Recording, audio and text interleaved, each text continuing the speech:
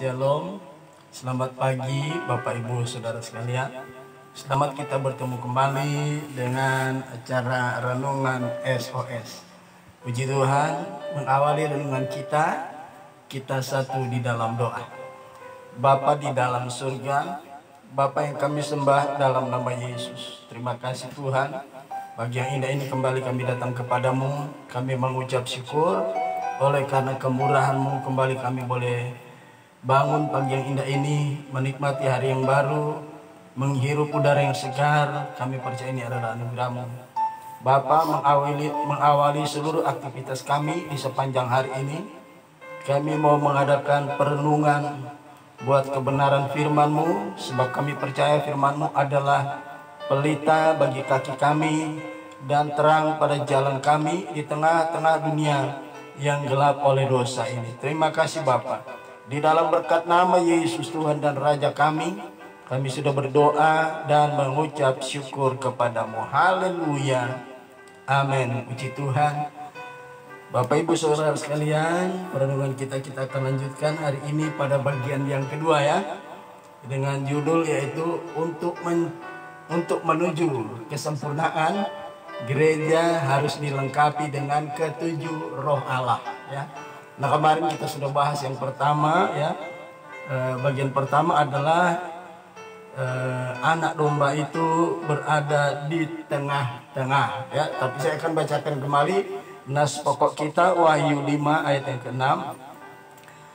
Maka aku melihat di tengah-tengah tata dan keempat makhluk itu, dan di tengah-tengah tua-tua itu berdiri seekor anak domba ya, seperti telah disembelih. Kemarin kita sudah membahas melihat anak domba itu berdiri di tengah-tengah ya. Dia di sorga sana menjadi pusat segala sesuatu ya. Yesus adalah senternya, Yesus adalah pusatnya ya. Kemarin kita sudah membahas tentang dia adalah pusat perhatian penghuni sorga ya. Kemudian dikatakan dia adalah pusat dari ya, kita sudah membahasnya kemarin, dia pusat dari segala ya yang harus menjadi pusat ya, yaitu pusat pujian ya, pusat perhatian, kemudian pusat pujian dan penyembahan kita. Hari ini kita masuk pada bagian yang kedua, yaitu anak domba itu seperti telah disembelih ya. Nah saudaraku, kalau berbicara tentang anak domba, kemarin kita sudah membahasnya. Anak domba di sini adalah berbicara tentang Yesus Kristus ya. Anak domba Allah yang menghapus dosa dunia. Dia datang ke dalam dunia membawa misi, yaitu misi penyelamatan, misi penebusan ya. Makanya dia harus mati di atas kayu salib. Kita lihat di dalam yang kemarin sudah kita baca di dalam 1 Korintus 5 ya. Mari kita akan lihat 1 Korintus 5 ayat yang ke-7. Siapakah domba yang seperti telah disembelih? Sebenarnya bukan seperti, tetapi memang dia telah disembelih. Di sini pada poin yang kedua ini adalah Yesus, mengapa dia berdiri di tengah-tengah di sorga sana ya. Dia menjadi pusat ya, pusat perhatian, pusat pujian, pusat penyembahan. Ya, kita lihat ayatnya 1 Korintus 5 ayat yang ke-7, demikian bunyi firman Allah ya, bagian B. Sebab anak domba Paskah kita juga telah disembelih. Siapa? Yaitu Kristus. Jadi anak domba yang seperti yang telah disembelih itu bukan seperti, tapi memang telah disembelih ya. Mengapa Yesus menjadi pusat perhatian seluruh penghuni sorga ya? Karena dia telah disembelih. Yesus telah selesai menjalankan misi yang dibawanya dari Bapaknya ya. Dan makanya dia kembali ke sorga ya. Dia kembali ke sorga, dan saudara tahu di sorga dia adalah menjadi pusat perhatian seluruh penghuni sorga ya. Bukan cuma pusat perhatian ya, melainkan pusat pujian-pujian ya. Pusat puji-pujian seluruh penghuni sorga hanya tertuju kepada Yesus.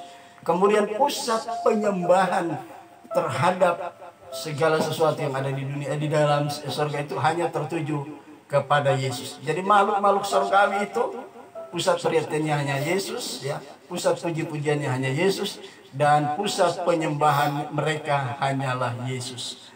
Bagian kedua yang kita akan lihat adalah anak domba itu seperti telah disembelih, ya, memang benar. Nah, mari kita akan lihat, ya. Sekarang kita akan lihat, ya, apa tujuan, ya, apa tujuan kematian dari Kristus. Nah, apa tujuan? Hari ini kita akan membahas, ya, yang pertama, ya, mengapa anak domba itu harus disembelih, ya. Tujuan yang pertama adalah kita melihat di dalam 2 Korintus 5 ayat 21. 2 Korintus 5 ayat 21 kita akan lihat, ya, mengapa anak domba itu harus disembelih, ya, karena dia membawa misi dari Tuhan, ya. 2 Korintus 5 ayat 21 bagian A. Dia yang tidak mengenal dosa telah dijadikannya menjadi dosa karena kita, ya. Dia anak domba yang tidak mengenal dosa telah dijadikan dosa bagi kita. Saudaraku, apa artinya ini?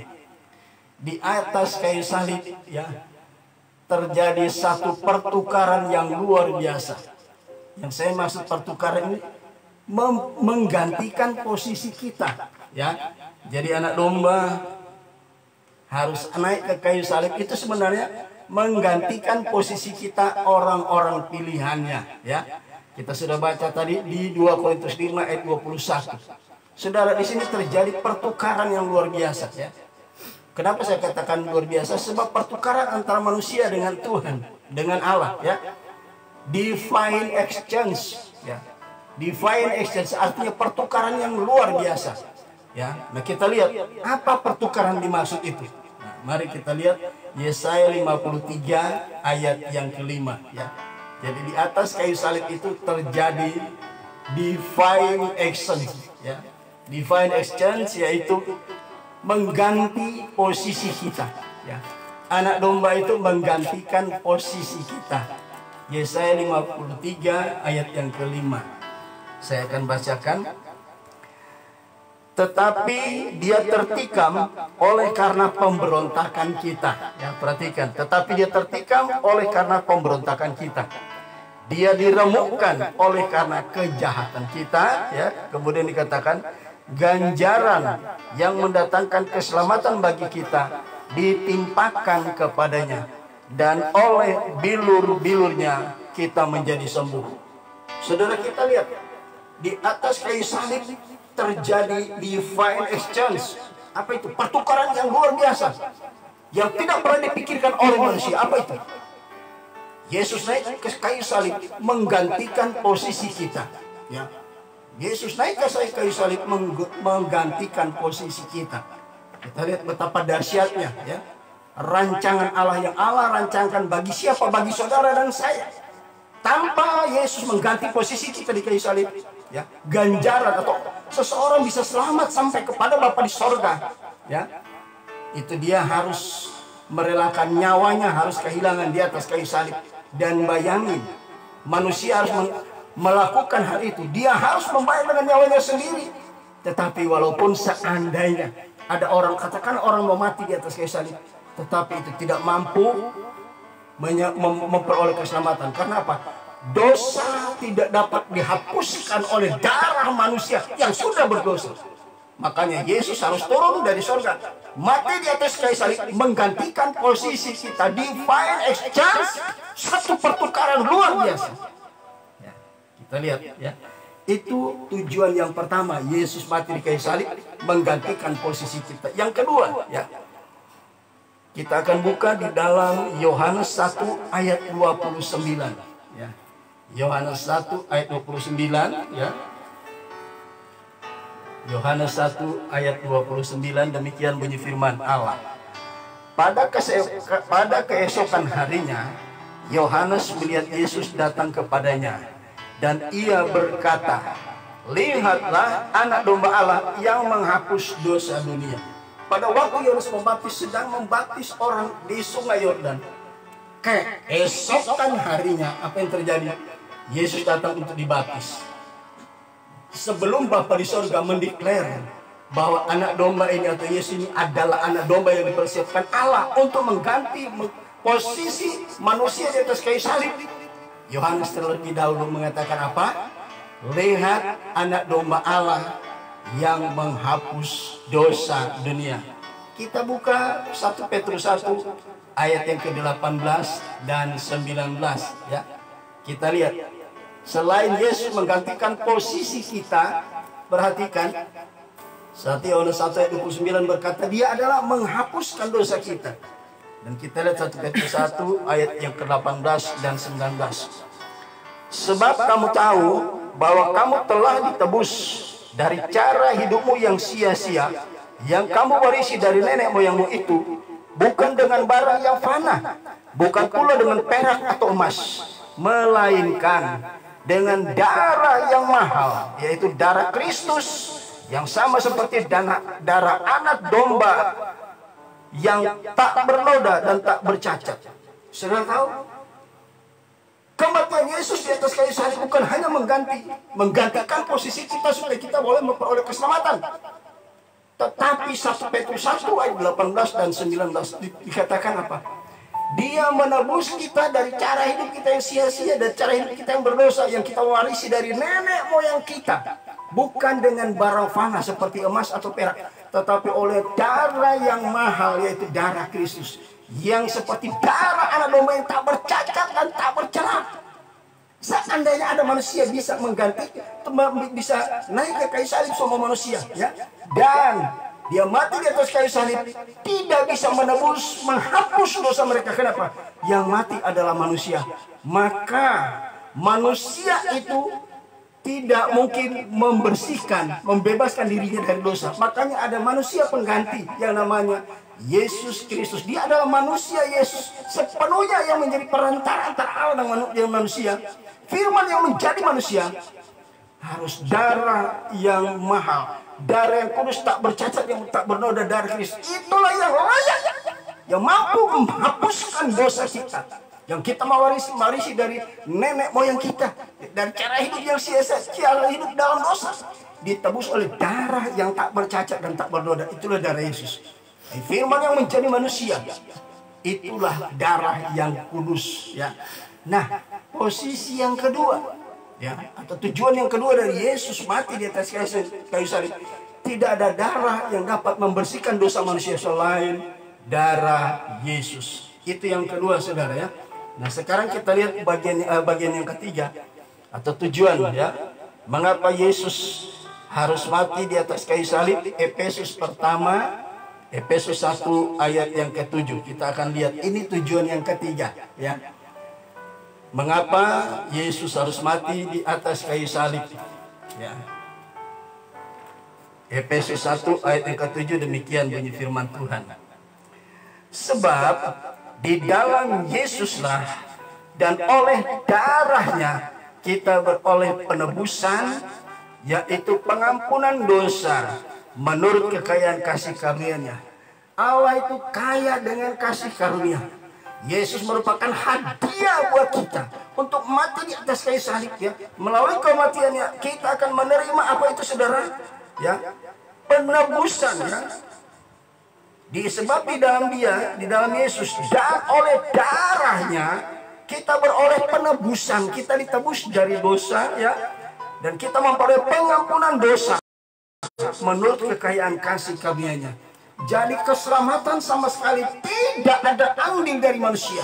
Penghapusan dosa manusia hanya mampu diberikan oleh Yesus melalui darahnya. Dan oleh darahnya itu kita telah ditebus dan kita mendapatkan pengampunan dari Tuhan. Itu bagian yang ketiga. Tujuan Yesus anak domba Allah itu harus mati di kayu salib. Bagian yang keempat sekarang kita akan lihat, ya. 2 Korintus 5, kembali lagi ke dalam 2 Korintus 5 ayat 21, tapi bagian akhir, ya. 2 Korintus 5 ayat yang ke-21 bagian B. Saya baca dari bagian A, ya. Dia yang tidak mengenal dosa telah dibuatnya menjadi dosa karena kita. Bagian B, perhatikan. Supaya di dalam Dia kita dibenarkan oleh Allah.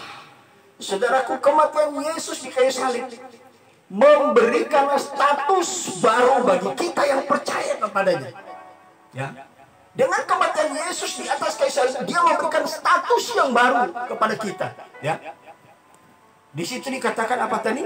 2 Korintus 5 ayat 21 bagian B, supaya di dalam dia kita dibenarkan oleh Allah. Status kita yang lama sudah tahu, ya.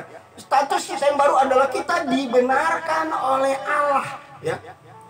Status baru adalah dibenarkan melalui kematian Yesus di atas kayu salib dengan darah yang tercurah mendapatkan penebusan pengampunan kita, ya.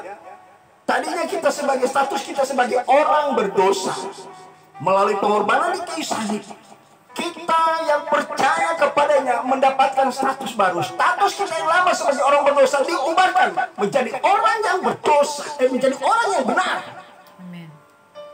Benar, kata benar, orang yang dibenarkan. Ini adalah status kita sebagai orang-orang percaya, orang pilihan yang telah menerima dan percaya kepada Yesus. Dahsyatnya, saudara, peristiwa salib adalah peristiwa divine exchange, ya. Pertukaran yang luar biasa. Yesus menggantikan posisi kita demi keselamatan. Dan setelah kita percaya kepadanya, yang ampuni dosa-dosa kita ditebus oleh darahnya, semua dosa kita dihapuskan. Status kita yang lama orang berdosa diubahkan oleh peristiwa salib itu, yang percaya kepadanya menjadi orang-orang yang dibenarkan. Haleluya, haleluya, puji Tuhan. Yang kelima, tujuan yang kelima, mengapa Yesus mati di atas kayu salib? Kita lihat yang kelima adalah, ya kita lihat, kita buka di dalam Ibrani pasal 10 ayatnya yang ke-10. Ini tujuan yang kelima, mengapa Yesus atau anak domba itu disembelih di atas kayu salib, ya. Ibrani 10 ayat 10 demikian bunyi firman Tuhan. Dan perhatikan, dan karena kehendaknya inilah kita telah dikuduskan satu kali untuk selama-lamanya oleh persembahan tubuh Yesus Kristus.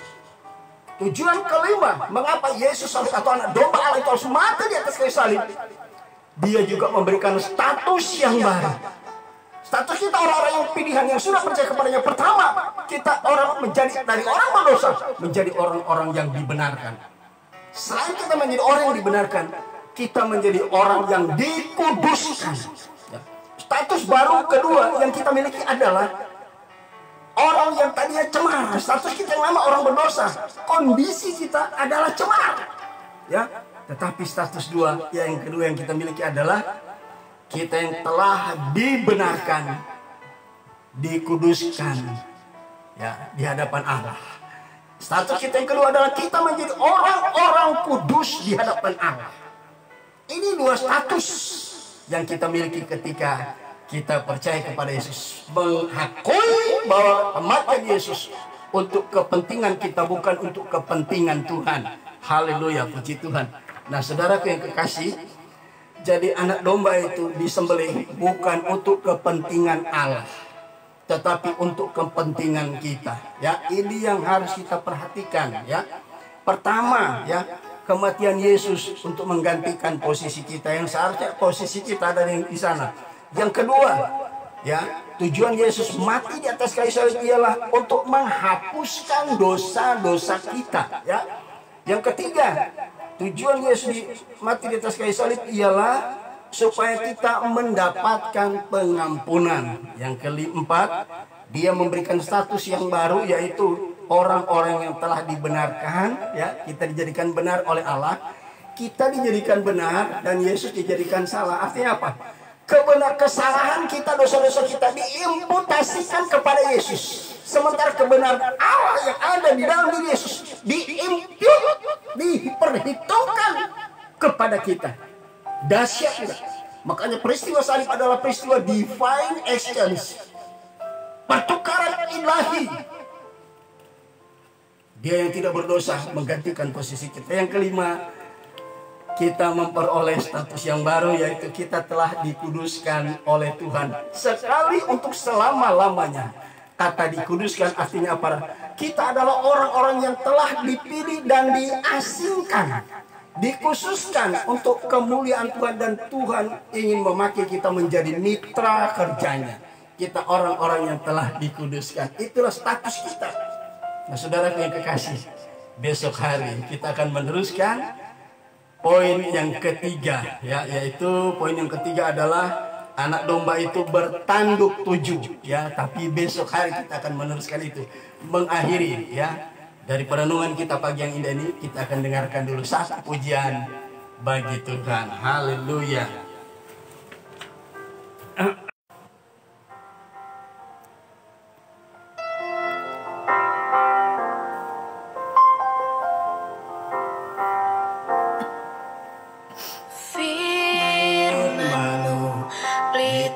Bagi kakiku, terang bagi jalanku.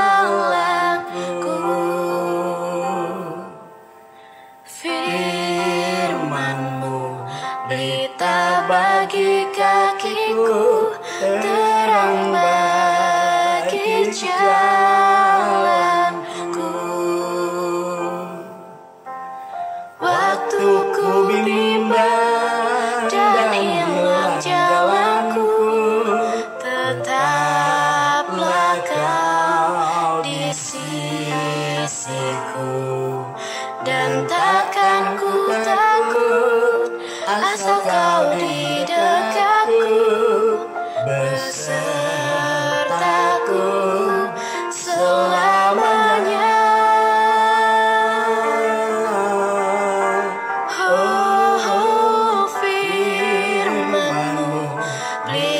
Bagi kakiku, terang bagi jalanku. Firman-Mu berita bagi kakiku, terang bagi jalanku. Terang bagi jalanku. Terang bagi jalanku. Puji Tuhan. Saudara yang kekasih, firman Tuhan pelita bagi kaki kita dan terang bagi jalan kehidupan kita dalam pengiraan kita kepada Tuhan di tengah-tengah kegelapan dunia oleh dosa di akhir zaman ini. Puji Tuhan. Kita satu di dalam doa. Bapa di dalam surga, Bapa yang kami sembah dalam nama Yesus. Terima kasih Tuhan. Kembali pagi yang indah ini kami sudah dikuatkan, diberkati oleh kebenaran firman-Mu yang merupakan pedoman bagi kehidupan kami. Di sepanjang hari ini kami akan mengalami, kami akan melewati dengan berbagai kesibukan yang ada. Kami percaya Tuhan menolong kami, melindungi kami, dan memberkati kami. Terima kasih Tuhan. Mari Roh Kudus meteraikan kebenaran firman-Mu dalam hati kami, dan mampukan kami mengaplikasikan kebenaran ini dalam hidup kami di sepanjang hari ini. Terima kasih Bapa. Di dalam berkat nama Yesus Tuhan dan Raja kami sudah berdoa dan mengucap syukur kepada-Mu. Haleluya, haleluya, amin. Puji Tuhan. Sampai di sini pertemuan kita. Kita akan teruskan besok pada poin yang ketiga. Haleluya, haleluya. Tuhan Yesus memberkati kita sekalian. Amin.